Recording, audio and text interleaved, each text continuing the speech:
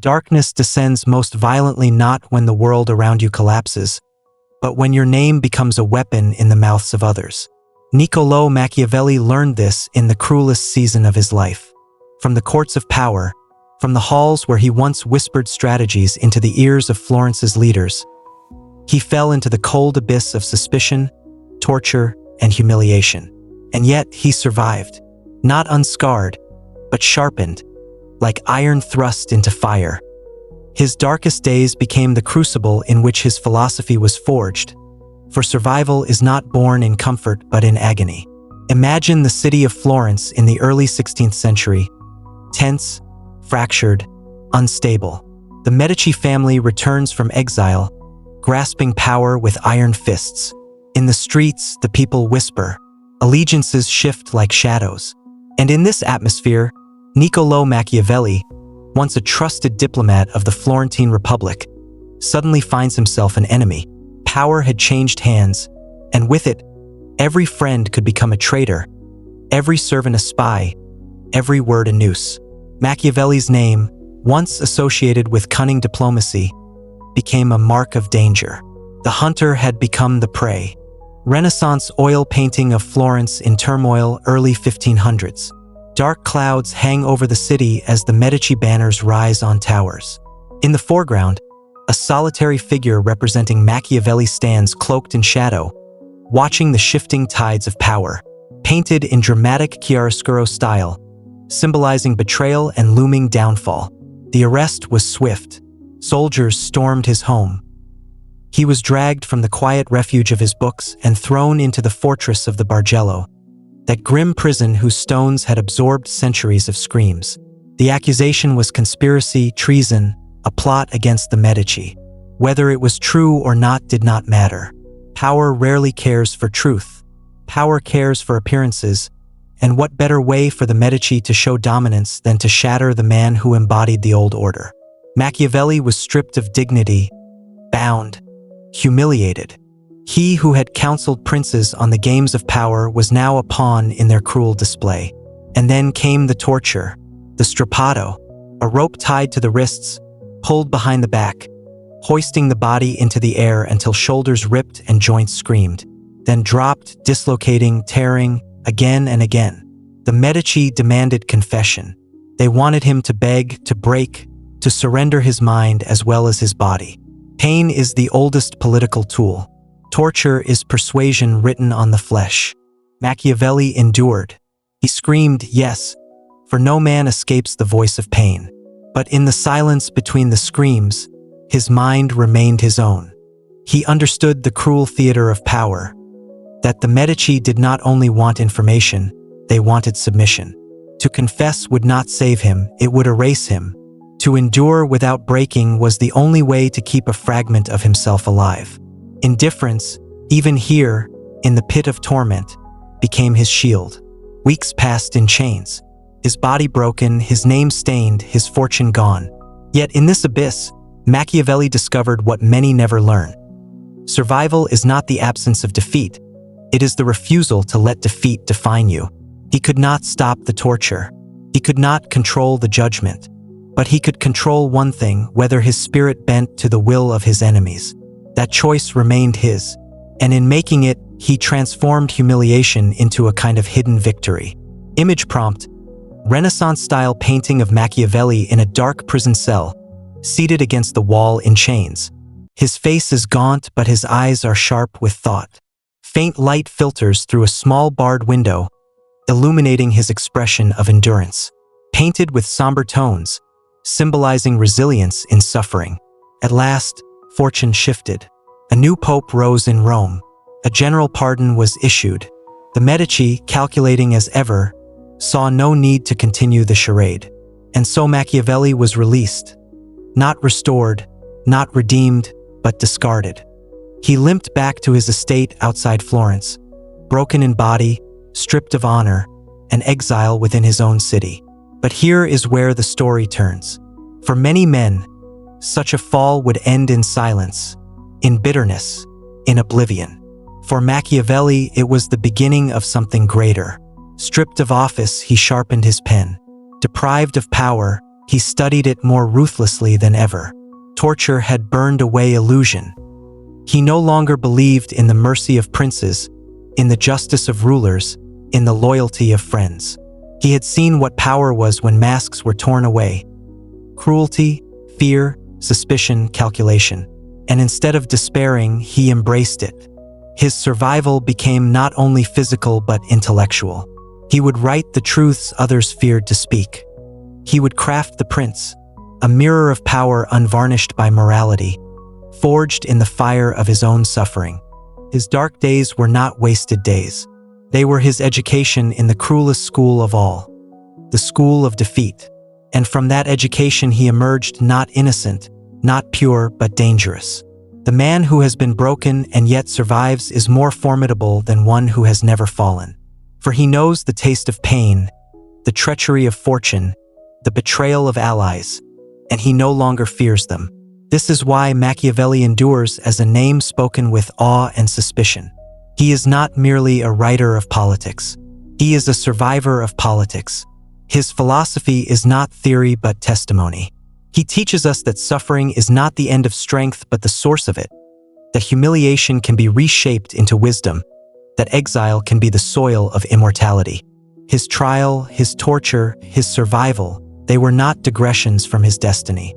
They were the foundation of it. Image prompt: dark, dramatic Renaissance painting symbolizing survival.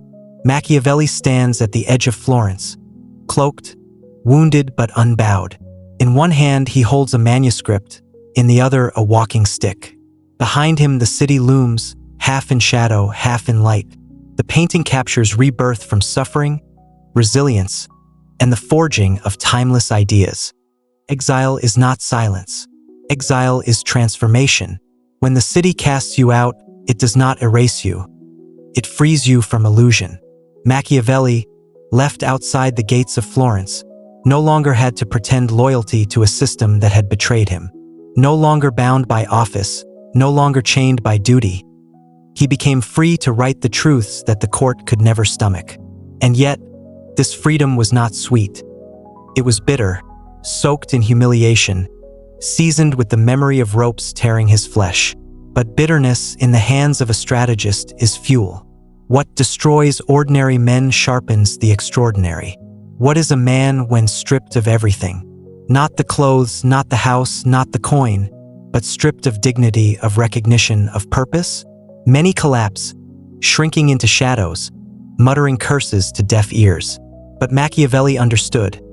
The essence of survival is not to cling to what is lost, but to forge meaning from what remains. His body was weakened, but his mind was alive. His name was stained, but his pen could cleanse it with immortal ink. His influence in court was severed, but through his writing he could outlast every courtier, every prince, every enemy. Image prompt: Renaissance oil painting of Machiavelli seated alone at a rustic table in exile, candlelight illuminating his thoughtful face. Torn robes and visible scars hint at his suffering, yet his quill moves across parchment with fierce determination. The atmosphere is dramatic, symbolizing the rebirth of power through writing. Here is the paradox. Torture had shown him the fragility of flesh, yet it revealed the indestructibility of will. The court had wanted him broken, but in breaking his body, they awakened something far more dangerous. They created a man who had nothing left to lose but his truth. And truth, stripped of fear, becomes unflinching. Machiavelli's truth was not the soothing melody of morality, but the iron note of reality. Men are selfish, power is cruel, fortune is fickle, and survival belongs not to the righteous but to the ruthless. He began to watch the world from a distance. Farmers tilling their land, soldiers training in the dust, children running through the fields. All this he saw not with the eyes of a poet but with the eyes of a strategist. He studied their movements, their desires, their weaknesses, and as he wrote, he transformed his humiliation into a manual of domination. Those who had cast him aside would one day be ruled by the very insights they had forced him to discover. But let us not romanticize his pain. Torture is not poetry. Exile is not comfort. The man suffered, nights haunted by nightmares, days filled with uncertainty. He wrote letters begging for small positions, hoping for scraps of recognition. He sought ways to crawl back into favor, for even a strategist is still human. And yet, even in these humiliations, his philosophy sharpened. He learned that begging earns little, that fortune rarely answers the pleas of the desperate, that only through strength and cunning does one regain power. His failures were as instructive as his insights. Every ignored letter, every unanswered plea, reminded him that the world respects only necessity, never pity. In this way, suffering became the forge of clarity. When men lose everything, they see more clearly than when they possess much. Comfort clouds judgment. Pain sharpens it. Machiavelli, sitting in his villa outside Florence, saw through the illusions that comfort had once woven. He saw politics not as the dance of ideals but as the war of appetites. And he began to write not for approval, but for posterity. Not to please the living, but to instruct the future. Image prompt: dark-toned Renaissance oil painting of Machiavelli in a dimly lit study, surrounded by stacks of letters left unanswered. He holds one in his hand, expression weary but calculating, as if weighing failure against future strategy. Shadows dominate the room, symbolizing rejection turning into deeper wisdom. This is the lesson. Survival is not a return to what was, but the creation of something new from the ruins. The city had taken his career, but they could not take his words. The Medici could silence his voice in their chambers, but they could not silence the manuscripts that would outlast their reign. Machiavelli understood that when denied one form of power, a man must invent another. Power is not always a throne, a sword, or a treasury. Sometimes power is a book, a thought, an idea sharp enough to pierce centuries. And so he wrote The Prince, a small book but heavy as iron, a book not dressed in morality, not sweetened with illusions, but carved from the raw lessons of his suffering. It was the voice of a man who had seen the cruelty of fortune firsthand. Tortured, discarded, exiled, he did not write about what should be, but what is. And this honesty, so brutal, so unflinching, became immortal. The Medici sought to erase him. Instead, they gave him the fire that made his name eternal. His survival was not physical alone, it was intellectual resurrection. To endure pain is one thing, to transmute pain into timeless insight is another. Machiavelli's dark days remind us that the greatest ideas do not arise from comfort but from catastrophe. They are not born of peace but of conflict, not of certainty but of despair. The man who has been in chains writes differently from the man who has only worn silk. The hand that has been pulled from dislocation grasps the quill with a fiercer grip, and the eyes that have stared at dungeon walls look at the world with deeper clarity. So, what is the true legacy of Machiavelli's torture, trial, and survival? It is the understanding that suffering does not merely destroy, it refines. That power is not merely exercised in palaces, it is learned in prisons. That the strength to endure humiliation is greater than the strength to command applause. He was beaten, humiliated, forgotten. Yet he carved wisdom from agony, and that wisdom became a weapon sharper than any torture device, a fortress stronger than any prison wall, a monument taller than any throne. Survival alone does not make a man great. Many survive and remain broken, their lives a testimony to fear. What makes survival powerful is the ability to transform it into a weapon. Machiavelli did not simply crawl from the dungeon of the Bargello as a victim. He emerged as a strategist of suffering. He learned how pain could be used not only against him but by him. For in observing cruelty, he discovered its anatomy. In enduring humiliation, he uncovered its mechanics. And in surviving exile, he realized that survival itself could become a strategy. The Medici thought they had silenced him, but silence in the hands of a thinker is louder than any trumpet. In the stillness of his villa, Machiavelli saw that the lessons of his torment were universal. Men are ruled not by virtue but by fear, not by ideals but by necessity. He had felt fear in his torn shoulders, in the searing fire of torture. He had seen necessity in the calculations of the Medici, who cared not for justice but for security. And he drew from this a cold conclusion. The prince who relies on virtue alone will perish, but the prince who knows when to be cruel, when to be indifferent, when to use fear will endure. Image prompt. Renaissance oil painting of Machiavelli seated at a desk, one hand touching his scarred shoulder as he writes with the other. His expression is intense, illuminated by candlelight, while the shadows of Medici torturers loom faintly on the wall behind him. The scene symbolizes pain transmuted into political wisdom. Consider the irony. His torturers believed they were teaching him submission. Instead, they taught him mastery. They demonstrated, better than any book or speech could, that cruelty is a tool of power. They revealed how the human body breaks, how the human spirit resists, and how authority uses fear as currency. From their cruelty, he learned the currency of politics. From their violence, he learned the art of control. They thought they were destroying him. They were, in truth, educating him. This is why Machiavelli's writings still unsettle us. They do not flatter human nature. They do not tell us what we wish to hear. They tell us what power actually does, what fear actually achieves, what cruelty actually secures. And when you realize that these lessons were carved not in theory but in flesh, the words strike deeper. The Prince is not simply a manual for rulers. It is a survivor's testimony, sharpened into strategy. The trial had shown him how fragile loyalty is. Allies vanish when fortune shifts. Friends betray when power changes hands. Men who once praised him now turned their backs. This too became a lesson.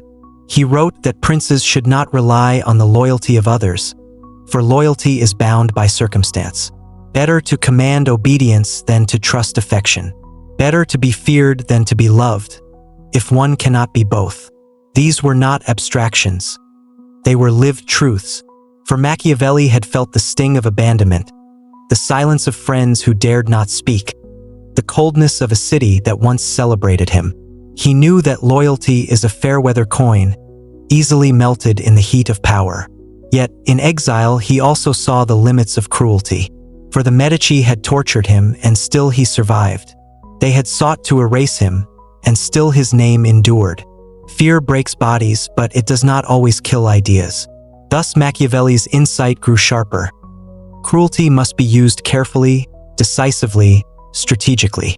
Excessive cruelty breeds resistance, while precise cruelty secures obedience. This was not forgiveness. It was observation. He learned from their mistakes, just as he learned from his own. Image prompt. Renaissance oil painting of a Medici ruler in a lavish hall, surrounded by courtiers. In the shadows, Machiavelli's ghostly figure observes with a calculating gaze, as if learning from their excesses. The light falls heavily on the Medici, while Machiavelli is half hidden, symbolizing silent observation. Every night, in his villa, Machiavelli staged a dialogue with history. He would put on his old robes of state, sit at his desk, and converse with the ancients, Livy, Tacitus, Aristotle, the great strategists of the past. He would imagine their voices, ask their counsel, weigh their wisdom against his suffering. And in those conversations, he discovered a truth that comfort could never have given him. That history belongs not to the fortunate, but to the resilient. Greatness is not born in safety, it is born in storms. And so, the man who had been stripped of honor created a new kind of honor. Not the honor of office, but the honor of intellect. Not the glory of position, but the glory of insight. He had lost everything, yet in that loss, he gained something greater: clarity. For what is clarity but the ability to see without illusion? And who sees more clearly than the one who has been betrayed, beaten, cast aside, and yet survived? The Medici may have believed they triumphed over him, but in truth he triumphed over time. They had the power of the moment. He seized the power of eternity. Their cruelty was temporary. His wisdom became permanent. They ruled Florence for a season. He ruled minds for centuries. And this is the ultimate revenge of the survivor. Not to strike back in anger, but to outlast. Not to answer in noise, but to echo through generations. Machiavelli's writings are still read, still feared, still debated, while the names of his torturers fade into obscurity. Survival is not merely endurance. It is the art of becoming unforgettable. Here lies the Machiavellian lesson. Do not waste suffering. Do not drown in exile. Do not crumble under humiliation. If fortune strips you, transform what remains into a weapon. If cruelty wounds you, carve wisdom from the wound. If the world silences you, turn silence into a voice that cannot die. Machiavelli's dark days were not merely personal, they are universal. For every man faces trials, betrayals, humiliations. Few escape torture, but all endure pain. And the question is always the same. Will you be broken by it, or will you transform it into power? Survival without meaning is merely breathing. Survival with purpose is transformation. Machiavelli understood this. He had been humiliated, stripped, broken, but he refused to remain merely alive. He sought to make his suffering meaningful, to turn agony into clarity, to transmute defeat into doctrine. His days of torture were not erased by time. They were reborn in his words. Each dislocation of the strappado, each night in the bargello, each moment of abandonment by friends. These became threads woven into a philosophy that does not comfort but exposes. Why do his words endure? Because they are not written from theory, but from scars. He did not speak of cruelty as an abstract tool. He had felt it burn into his bones. He did not speak of fortune as a poetic goddess. He had seen her strip him bare overnight. He did not speak of loyalty as a quaint virtue. He had watched loyalty dissolve in the face of shifting power. His lessons endure because they are not illusions. They are realities, born in suffering, tested in survival. The trial, the torture, the exile, they did not destroy him. They made him dangerous. For the most dangerous man is not the one who has never been broken, but the one who has been broken and yet lives on. He no longer fears pain, for he has endured it. He no longer fears humiliation, for he has tasted it. He no longer fears betrayal, for he has suffered it. And when a man has lost fear, he becomes free to see truth clearly and to speak it without trembling. Consider how differently he wrote after his fall. Before, he had been a servant of the Republic, a diplomat in fine clothes, navigating alliances with cautious words. After, he became a prophet of power. His pen no longer sought to flatter, but to reveal. He wrote with the authority of one who had endured the worst and found within it a brutal clarity. His humiliation gave him the right to strip away illusion. His survival gave him the authority to speak truths that others dared not voice. Think of the Medici. They had power, soldiers, wealth. They had ropes and prisons and dungeons. But where are they now? Their names linger in museums and palaces. Their bloodlines faded into history. And Machiavelli? He has no army, no treasury, no palace. And yet his words command more fear, more attention, more immortality than any coin they ever minted. The torturer's rope rotted. His book endures. That is survival. That is victory. And this victory is Machiavellian because it is not loud, not immediate, not theatrical. It is subtle, cold, eternal. The Medici triumphed in the moment. Machiavelli triumphed in history. And this is the deepest lesson of his dark days. That true power is not the ability to conquer in the present, but the ability to shape the future. Torture wins a confession. Writing wins immortality. A dungeon controls a man's body. An idea controls generations. A trial humiliates in a city square. A philosophy reshapes entire civilizations. And so, Machiavelli teaches us even now. He teaches that suffering is not to be wasted. He teaches that humiliation can be weaponized. He teaches that betrayal reveals truth, that torture unmasks power, that exile clears illusion. And most of all, he teaches that survival is not passive. It is active, strategic, deliberate. To survive is to resist erasure.